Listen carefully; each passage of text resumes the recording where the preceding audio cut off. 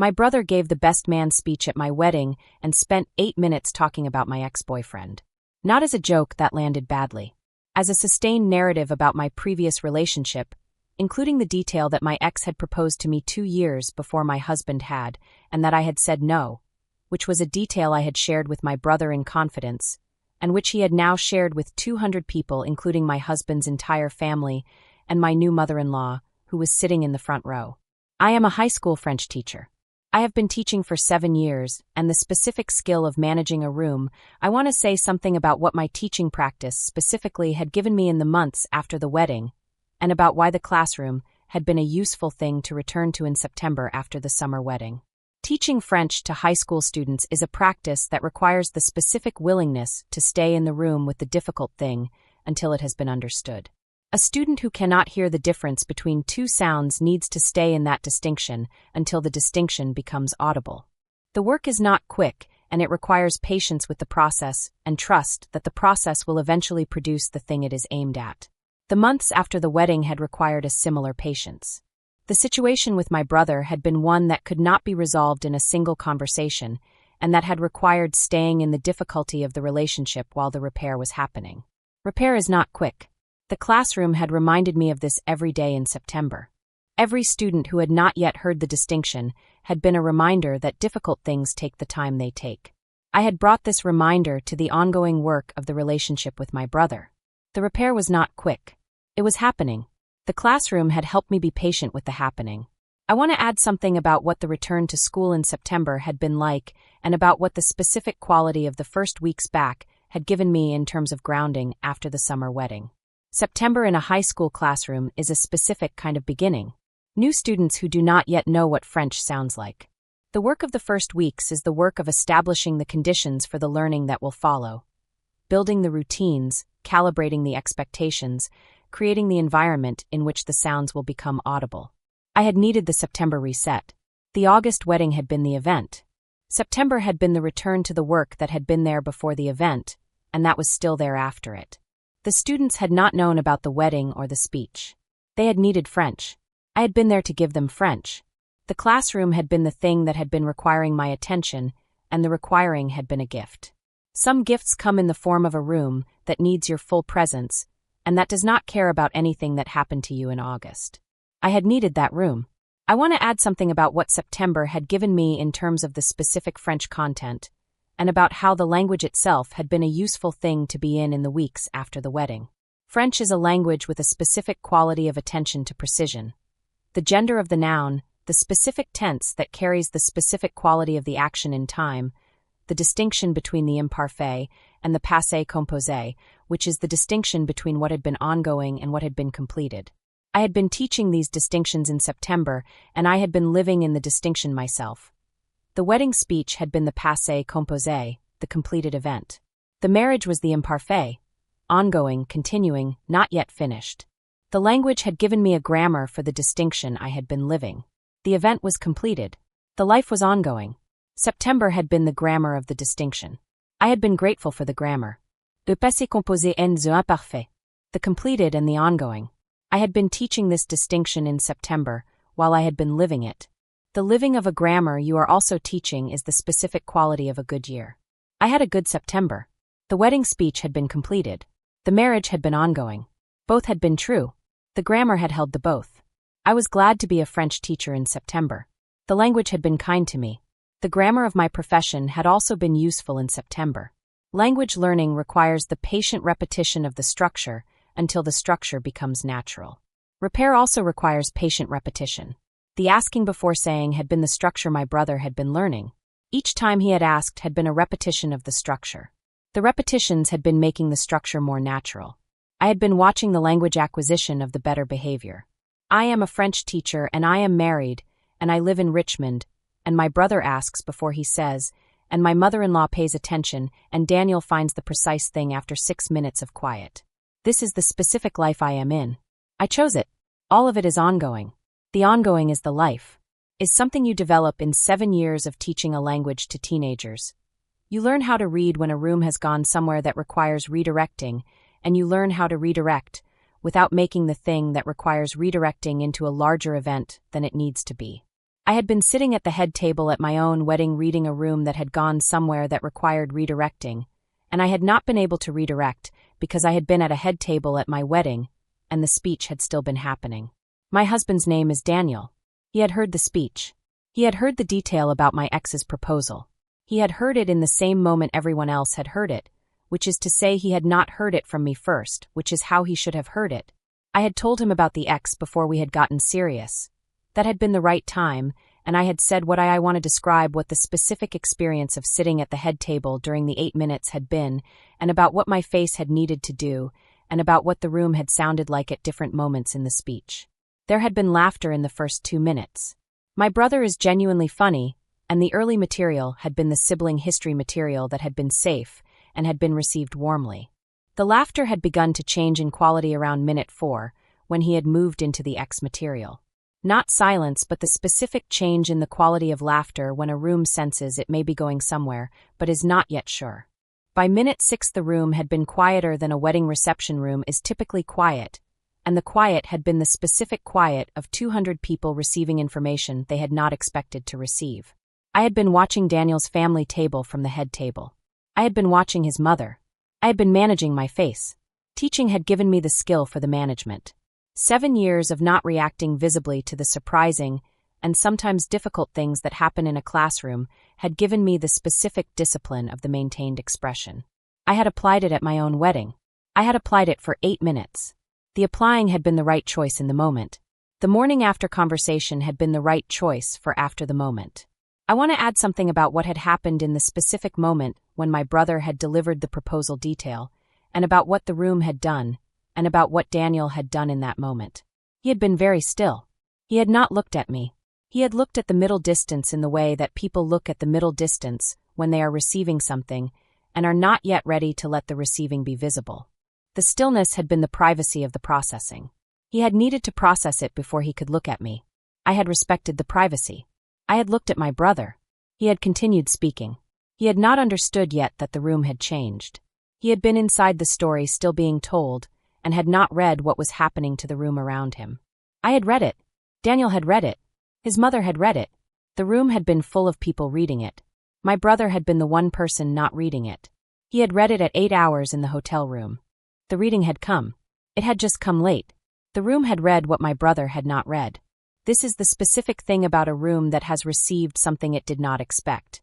It goes to a quality of attention that is different from ordinary reception. 200 people had shifted from wedding reception attention to specific information reception. He had not noticed the shift. He had been inside his own telling. I had been managing my face and reading the room and watching Daniel and watching his mother and watching my own mother across the room, and none of this had been visible from the outside. The head table at a wedding is a specific kind of theater, and I had been in the theater doing the specific performance of composed reception. The 7 years of classroom had been the training for the performance. The performance had held. The head table performance had held for 8 minutes. I had held it. The classroom had been the training. I am glad for the training. When it was over and the room had moved to the next thing, I had been still at the head table, and Daniel had been still beside me, and we had both known what the next 12 hours would require. We had been ready for what they required. We had handled it. I am glad for the 7 years of classroom training. They had given me the specific skill that the head table had required. The skill had been the bridge across the 8 minutes. The 8 minutes had been crossed. The reception had continued. Daniel and I had held what we had needed to hold until the car. The classroom had made the holding possible. I teach French to teenagers. The French teaching had taught me something too. Had needed to say, but I had not told him about the proposal specifically because I had judged, correctly I believe, that the proposal detail was not essential information for our relationship. My brother had judged otherwise from the position of a wedding speech. Before I go on, if this story connects with something real in your life, please take a moment to like and subscribe, but only if you genuinely feel it. Drop a comment and tell me where you are watching from and what time it is there. I read every single one. My name is Camille. I am 32 years old. And this is the story of what I said to my brother the morning after the wedding and what happened with Daniel in the days after. And I want to say something about the morning after conversation with my brother and about what had been in the room when I had arrived at his hotel door and about what had happened before I had said a word. He had opened the door, and his face had been the face of someone who had not slept. He had been awake since the speech. He had been in the hotel room for the entire night with what he had done. This had been visible. I had seen it. The seeing had not changed what I had needed to say. It had changed the tone in which I had said it. I had not needed to perform the impact for someone who had already been in it for 8 hours. He had known already. What he had not known was the specific texture of what the speech had produced for Daniel, and for me, and for his mother's stillness, and for the car ride. I had given him the specific texture. The specific texture is what he had needed in order to understand what he had done in the terms of the people it had affected, rather than in the terms of the story that had made sense in his head while he had been telling it. He had been in the terms of his own story all night. I had given him the other terms. The other terms had been necessary. He had received them. He had been awake for them. The awake had been a form of readiness. I had used it. I want to add something about what had happened between my mother's 4 minutes with my brother at the reception and the 9 a.m. when I had knocked on his hotel room door, and about whether I had known going in what she had said to him. I had not known. I had known only that she had gone to him and that his face had changed. The face had changed during the 4 minutes, and the change had stayed through the rest of the reception, which I had observed from the head table and later from the dance floor. He had been quieter than his normal reception self.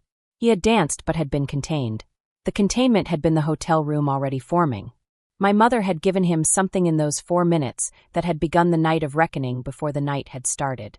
When I had knocked on the door at 9, he had opened it having already been in the reckoning for 8 hours. The 8 hours had been the preparation for receiving what I had come to give him. My mother had started the preparation. I had not known this until later when she had told me what she had said to him in the 4 minutes.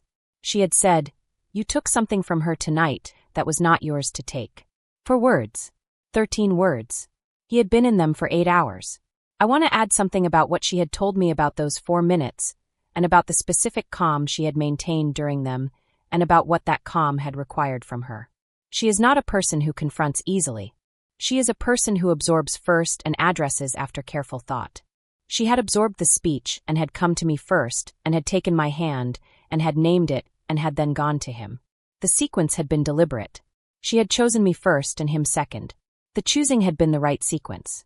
I had needed to know that she had seen what had happened before she had addressed what had happened. She had given me the seeing and then had gone to address it. She told me later that she had been very calm with him and had said the 13 words and had waited. He had been quiet. She had then left him in the quiet and had come back to the reception. The leaving him in the quiet had been the right action. The quiet had been where the 8 hours had started. You took something from her tonight that was not yours to take. 13 words. She had said them quietly and had not said anything else, and had left him in them. This is the specific economy of a person who knows what is needed and gives exactly that and no more. More would have given him something to argue with. 13 words had given him nothing to argue with. Only the true thing to sit with. He had sat with it for 8 hours. The true thing had done its work. 13 words. She had left him in them for 8 hours. I had arrived at 9 and had given him the rest. Together the 13 words and the morning conversation had produced the repair. I am grateful for both. She had started it. I had continued it. What the relationship with my brother is now, 14 months later. Now let me explain what the 8 minutes had contained and why the specific content had been what it had been rather than the standard best man speech content. A best man speech typically contains how the speaker knows the groom's character and qualities, perhaps a specific story about the groom that illustrates those qualities, a welcome to the bride, an expression of joy at the union. My brother had given approximately 2 of I want to say something about what Daniel had done in the car, and about why the 6 minutes of quiet had been the right thing for the car ride to begin with. He had been processing something that had not finished processing yet, and he had known this, and had given the processing the time it had needed, rather than filling the time with something that the processing was not yet ready to produce. This is a specific thing about him. He does not speak before he knows what he is going to say. I had known this about him, and had known the quiet was not anger withheld, but thinking happening. I had been quiet with him for the 6 minutes. The 12-minute mark had been when the thinking had produced the sentence. He had said, "I'm not angry about the information. I'm angry that he got to decide when I received it." The precision of this sentence had been the precision of someone who had spent 6 minutes finding exactly what they were actually experiencing rather than what they were first feeling. He had found the actual thing. The actual thing had been addressable. If he had been angry about the information itself, the conversation would have been different. He had not been angry about the information. He had been angry about the usurpation of his right to receive information about his own marriage in the way a partner receives things. From their partner at the right time, in the right context. My brother had taken that from him. He had named precisely what had been taken. I had said, me too. I want to add something about what the rest of the car ride had been like after the 12-minute mark conversation, and about what we had talked about, and about what the tone had been for the remaining 28 minutes to the hotel. After the precise anger had been named and I had said me too, the car ride had become a different thing. We had talked about what we were going to do about my brother in the immediate sense. The morning conversation I was going to have with him and what I wanted to say. He had helped me think through it, not by telling me what to say, but by asking questions about what I needed the morning conversation to produce. This had been the quality of his help. He helps by asking the right questions. I had arrived at the hotel knowing what I was going to say to my brother in the morning because Daniel had asked the questions that had organized the knowing. We had arrived at the hotel holding hands. The car ride had been the beginning of the marriage in the specific sense of the working marriage. The one that takes the difficult thing and processes it together until it has been understood, and then continues. We had continued. The hotel had been there. We had arrived. I want to add something about what holding hands when we had arrived at the hotel had meant, and about why that specific physical detail matters to me when I think about the car ride. We had had a difficult car ride. We had processed something in it that had needed processing. We had arrived at the hotel holding hands. The holding hands had been the signal that the car ride had done what it had needed to do. Not resolved everything. Done what it had needed to do for the first night. The first night had needed the precise anger named, and the we will address this in the morning plan, and the arrival at the hotel holding hands. We had done all three. The first night of a marriage had been difficult, and had been handled in the specific way that difficult things need to be handled when the marriage is going to be the kind of marriage it needed to be. We had handled it. We had held hands. The hotel had been there. We had arrived at the hotel holding hands, having had the first real conversation of the marriage in a car on the way from the reception. The first real conversation had been about the most difficult thing that had happened at the wedding. This had been the right beginning. A marriage that begins by handling the difficult thing together has established the pattern it needs. We had established the pattern in the car. The pattern has held for a year. The pattern had been established in the car. 1 year later, the pattern is visible in the ongoing ordinary. When there is a difficult thing, we give it the quiet it needs, and then we find the precise language for it, and then we continue. We had practiced this on the first night of the marriage. We had been practicing it since. The practice is the marriage. I am glad for the practice. The 8 minutes to Daniel. He had given 6 minutes to our shared history as siblings, which had included a sustained section on the X, his name, the length of the relationship, the specific reason I had given for ending it, which my brother had somehow translated into a funny anecdote, and then the proposal detail, which had landed not as a funny anecdote, but as a piece of information that had no clear purpose in the room. My ex is a good person who had not done anything wrong, and whose name and proposal had been introduced into my wedding reception without his consent or mine. The 200 people at my wedding now held information about both of us that we had not chosen to give them. This had been one of the specific ways the speech had been a violation. It had not only concerned my privacy, but his. I want to say something before I go. Not about the morning after conversation, I want to say something about what my brother had said that had been the most honest thing he has ever said to me, and about why I believe the honesty had been possible, because he had had 8 hours to arrive at it. He had said, I was trying to tell the story of you. And then he had said, I didn't think about what he would hear. These 2 sentences together had been the accurate account of what had happened. He had been inside his own story of me, and had not mapped the story onto the room it was going to be received in. The room had contained Daniel and 200 people and Daniel's mother, who had gone still, and my ex who had not been present, but whose name had now been given to 200 people without his knowledge. My brother had been in his own story and had not thought about any of this. This is the specific pattern he has had his entire life. Inside his own story of events, and not mapping the story onto the people who will receive it. The wedding speech had been the version of the pattern with the highest possible cost, because the room had been the most specific room, and the content had been the most specific content, and the receiving had included Daniel and his family and 200 people. He had been honest about this in the hotel room. The honesty had been the beginning of the repair. Both sentences. Both necessary. I received them. I said, I know. The knowing had been the beginning of what came after.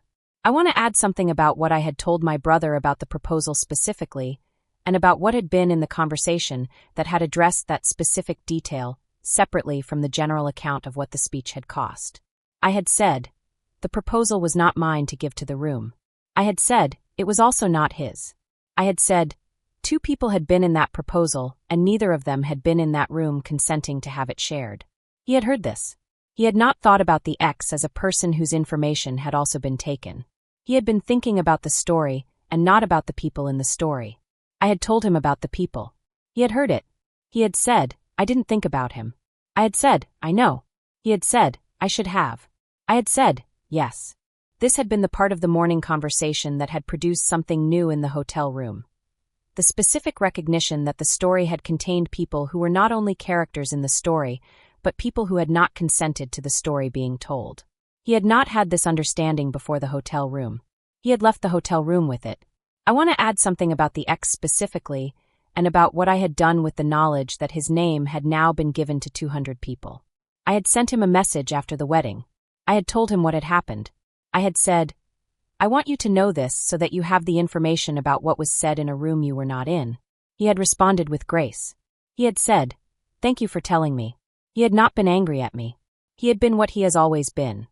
A good person whose goodness had included the grace of receiving an uncomfortable message with kindness.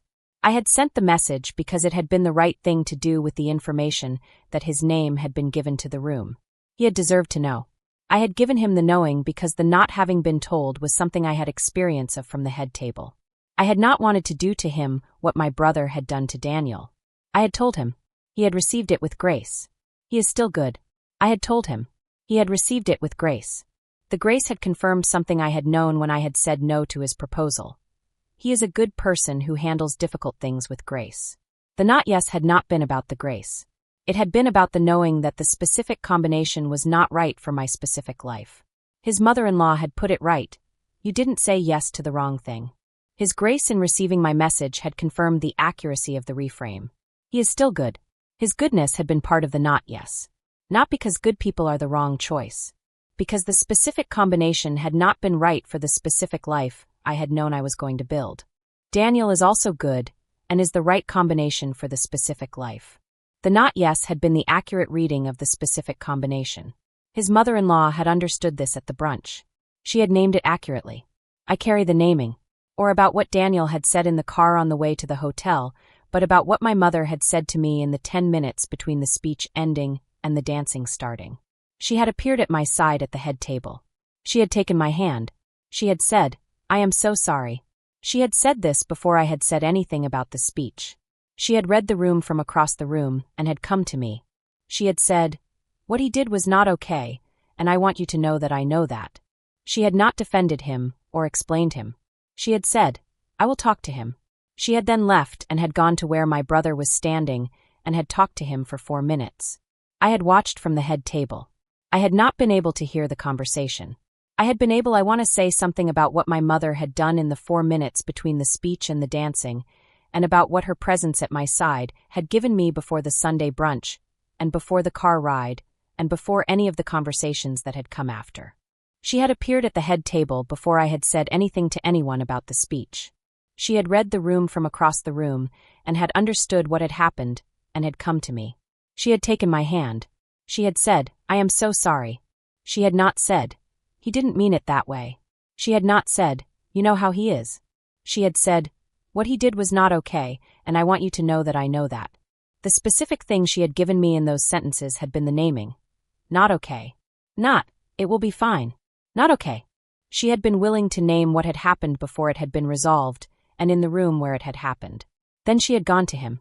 4 minutes across the room with my brother. I had watched from the head table. His face had changed during those 4 minutes. I had seen the change from across the room. She had said something in those 4 minutes that had begun something in him. He had been in the hotel room with whatever she had said for the rest of the night. She had been the beginning of the beginning. I had not known what she had said to him until later. The knowing had not been necessary for receiving what she had given me. She had taken my hand. She had named it. She had gone to him. This is what a mother who is paying attention does. I want to add something about what my mother told me she had said to my brother in the 4 minutes, and about why the 13 words had been the right 13 words. She had said, "You took something from her tonight that was not yours to take." The sentence had done what sentences do when they are precisely right. It had named the thing without attributing malice and without minimizing the impact. He had not intended to take something. He had taken something. Both of these things had been true. Her sentence had contained both without needing to choose between them. You took something from her. Not you tried to. Not you may have. You took something. The specific and the accurate. From her. The ownership of the thing that had been taken. That was not yours to take. The specific naming of what the problem had been. Not the content itself, but the ownership of the decision of whether to share it. She had said 13 words that had contained everything that needed to be said before I had arrived at 9 in the morning. The 13 words had been the work of a person who had been paying very close attention to her children for their entire lives, and who knew exactly what each of them needed to hear. I want to add something about what my own mother had told me about the 4 minutes, and about the specific quality of the 4 minutes that I had not seen from the head table. She had told me at Christmas when I had asked her directly. I had said, "What did you say to him?" She had said the 13 words. I had been still. She had said, "I said it quietly and I said it once, and I did not say anything else." She had said, "Sometimes one sentence is what is needed." I had thought about her watching from wherever she had been in the room during the 8 minutes. She had been reading the room the way I had been reading the room from the head table. She had read it and had come to me first and had then gone to him. She had acted from what she had read quickly and with the right tool. The one sentence said once quietly. She is 71 years old, and she has been reading rooms for all of them, and she knows exactly what a room requires. She had read mine from across it, and had given me what it required. My mother had given me what a mother, who is paying attention, gives.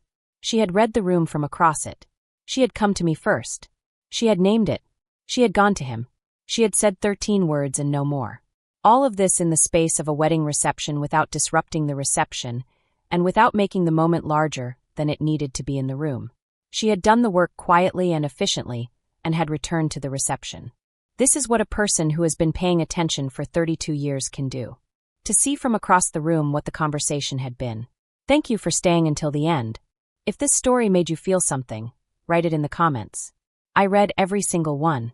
And if you want to hear about the morning after conversation with my brother, and what he said when I told him exactly what the 8 minutes had cost Daniel and me, and what I told him about the proposal details specifically, and what he said that was the most honest thing he has ever said to me, and about where we are 14 months later, and about what the conversation with my new mother-in-law at the Sunday brunch the next day had been like, all of that is in the description below.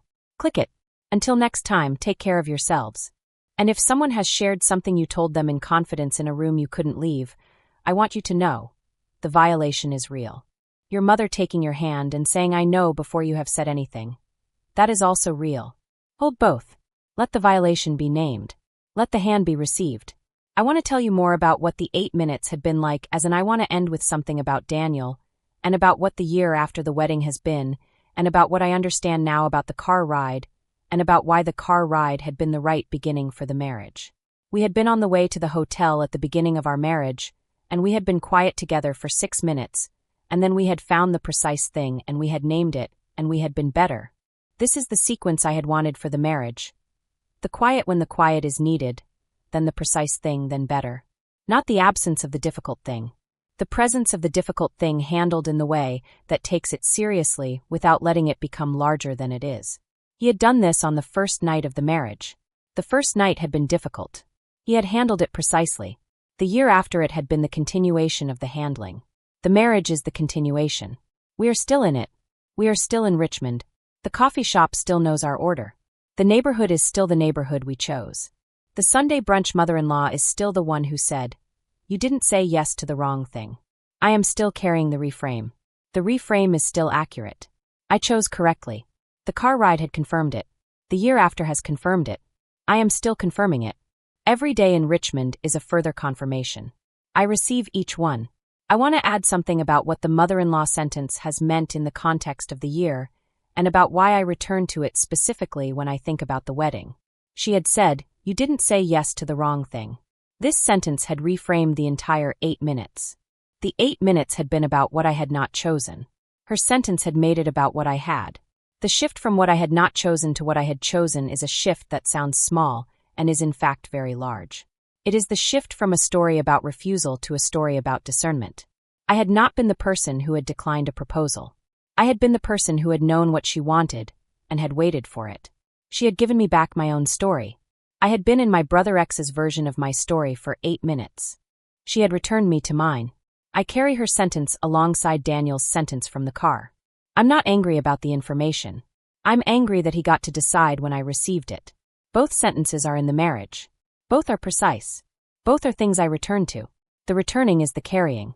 I am still carrying. The carrying will continue. The year after a wedding is a specific year. It is the year that establishes how the marriage works when the work of the marriage is ordinary rather than ceremonial. The car ride had been the first work. The morning conversation had been the second. The brunch had been the third. September in the classroom had been the return to the ordinary.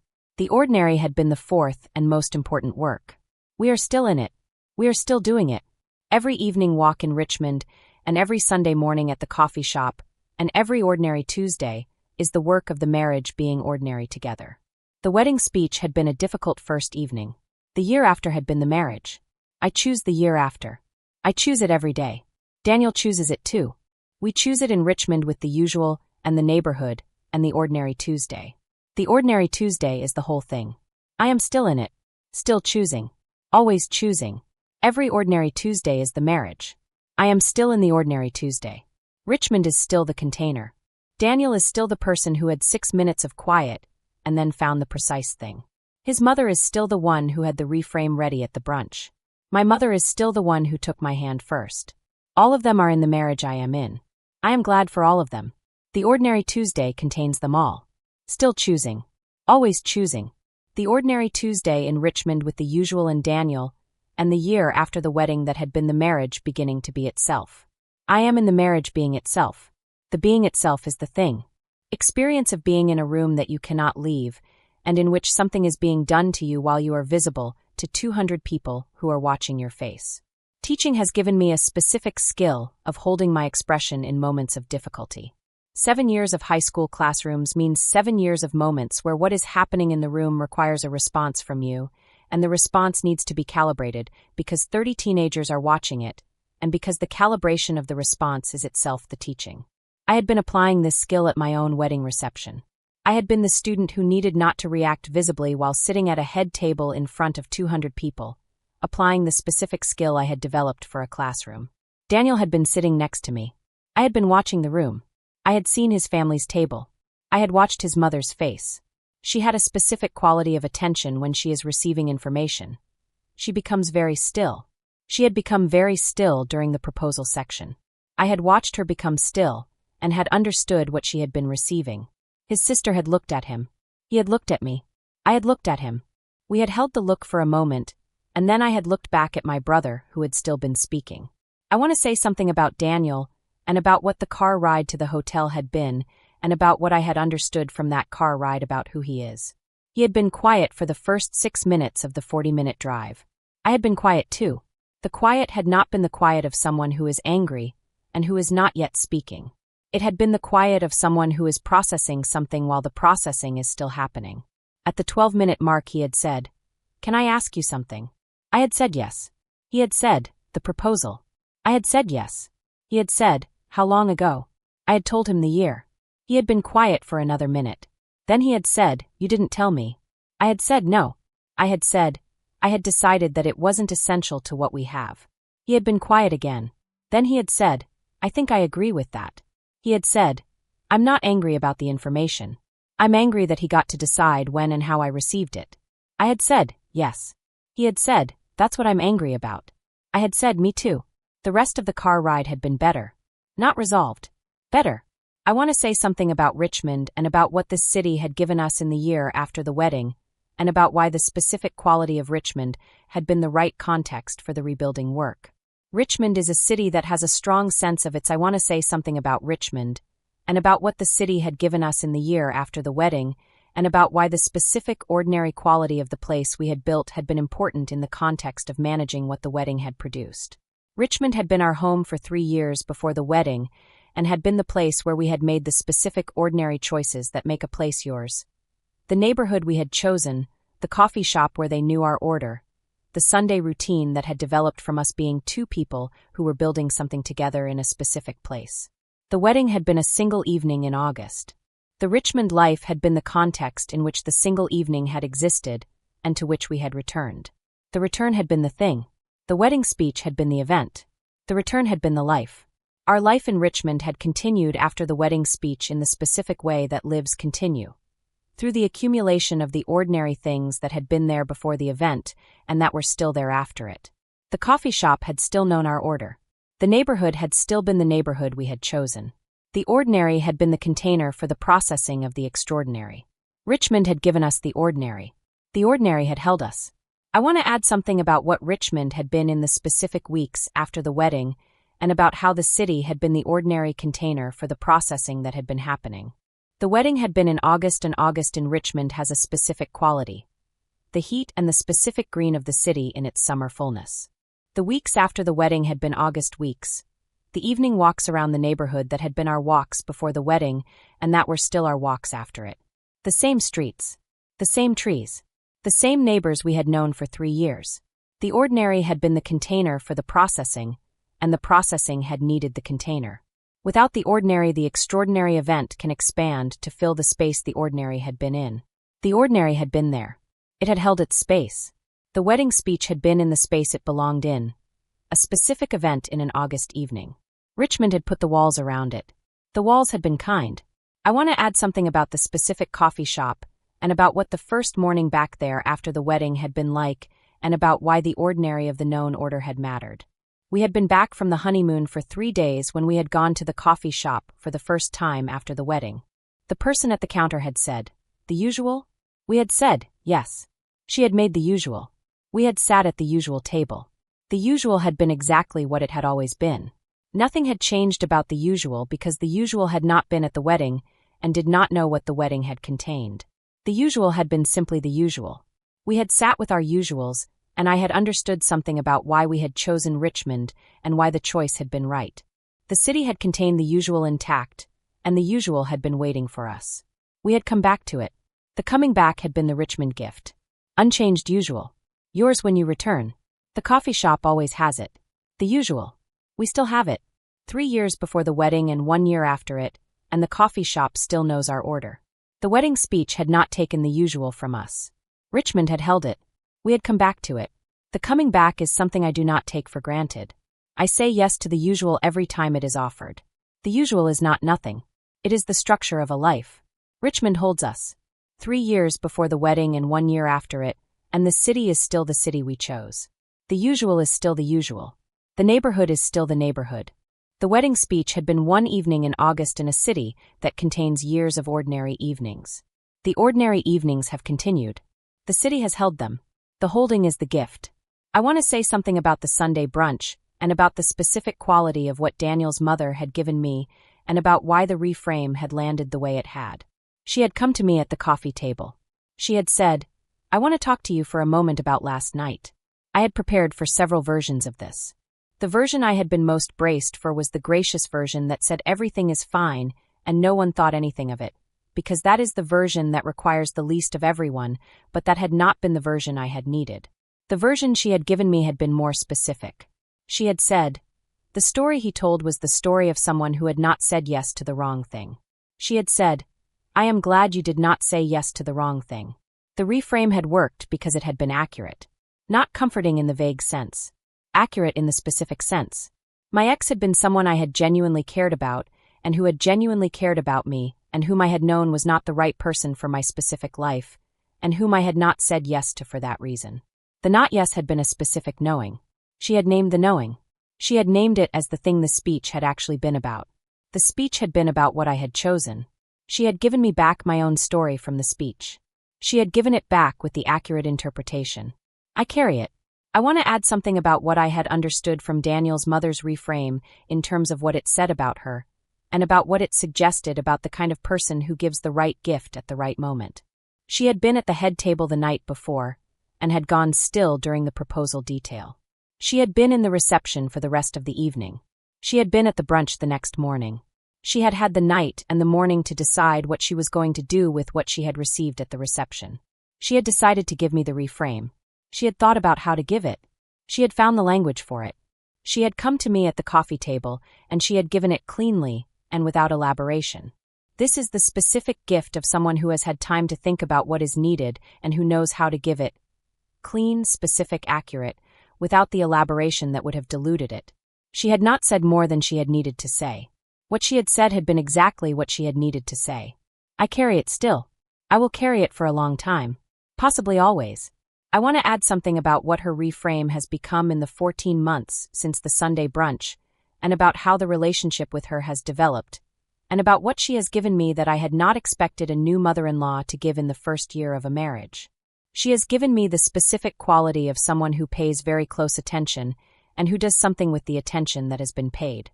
She had paid close attention at the reception and had gone still, and had processed what she had received overnight, and had arrived at the brunch ready to give me the accurate reframe. She does this in ordinary life too. She pays attention and does something with it. She asks questions that tell me she has been listening the last time I spoke and the time before that. She remembers what matters. She gives it back when it's needed. This is the specific gift of being in a family with a person who pays attention and acts on what they receive. She paid attention at the reception. She acted at the brunch. She pays attention still. I am the recipient of the attention. I am glad to be in the family she is in. She pays attention and acts on it. This is the specific quality I had not known I was gaining when Daniel and I had begun building our Richmond life 3 years before the wedding. I had been gaining someone who pays attention at the reception table and gives the reframe at the brunch. I carry the reframe, and I also carry the knowledge that the person who gave it is in my family now. The family that pays attention is a specific gift. She is in my family now. This still arrives at me with the quality of something unexpected and good. I had not known what she was when Daniel and I had started building our Richmond life. I had been building something that included someone who would pay attention at a reception and give the right reframe at a brunch. The building had included her the whole time. I had not known it yet. Now I know. The knowing is a specific and ongoing gift. I want to say something about where things stand with my brother 14 months after the wedding, and about what the repair has looked like, and about what I understand now about the pattern, and about whether the pattern has changed. The repair is real. It is also incomplete in the way that repair is incomplete when it has required the revision of a pattern that has been present for someone's entire adult life. He had been telling stories that made sense in his head without mapping them onto their audience since before I can remember. The wedding speech had been the highest-stakes version of the pattern. It had also been the version that had finally made the pattern fully visible to him. He had said, I didn't think about what he would hear. He had said this in the hotel room and had been in it for 8 hours before he had said it. The 8 hours had been the beginning of his understanding the pattern. He is better at mapping now. Not perfect. Better. He calls me before situations that might require him to say things about me in a room, and he asks, is this okay to say? The asking is new. It has been present for 14 months. I received the asking as the evidence that the hotel room had mattered, and that the morning after conversation had mattered, and that my mother's 4 minutes had mattered. The repair is in the asking. I am glad for the asking. I want to add something about what the asking before saying has looked like in practice in the 14 months, and about the specific contexts in which he has asked, and about what the asking has given us as siblings. He had asked before a family dinner in October, when he had wanted to tell a story that involved me. He had texted me before the dinner. Is it okay if I tell the story about the road trip? I had said yes.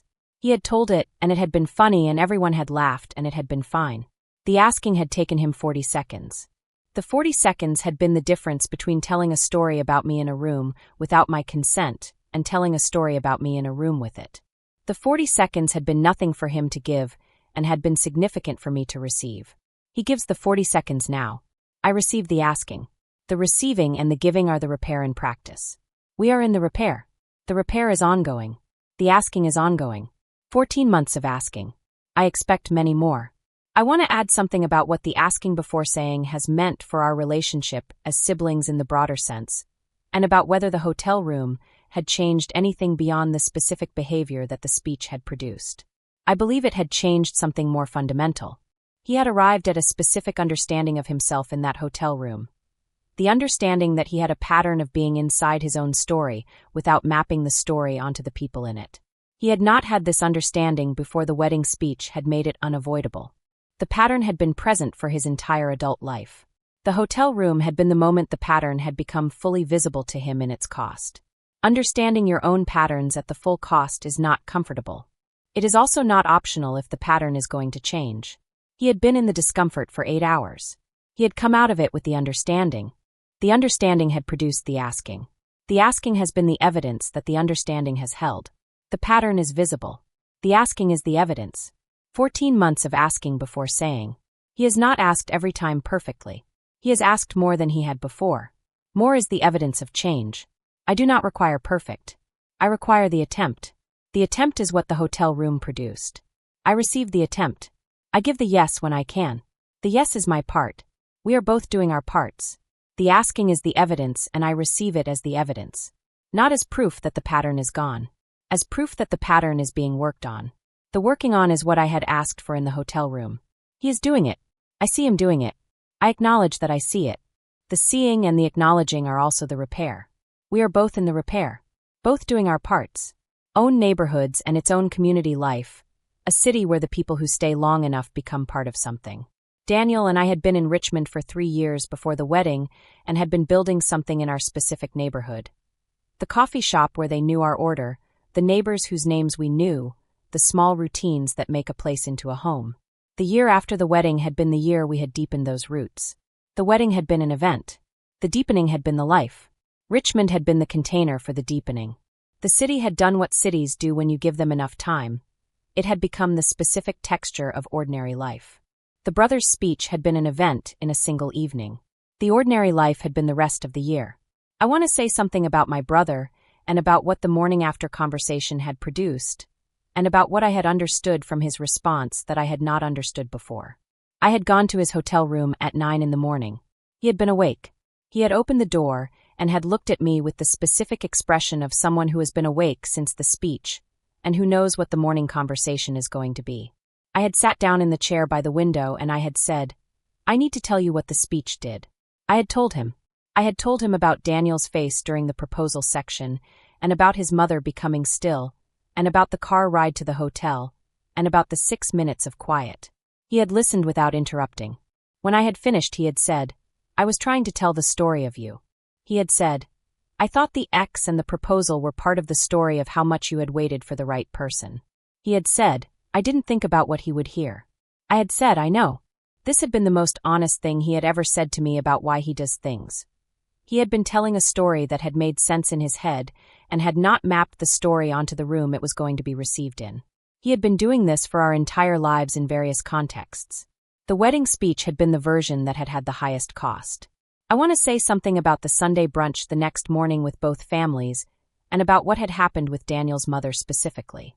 She had come to my side at the brunch coffee table.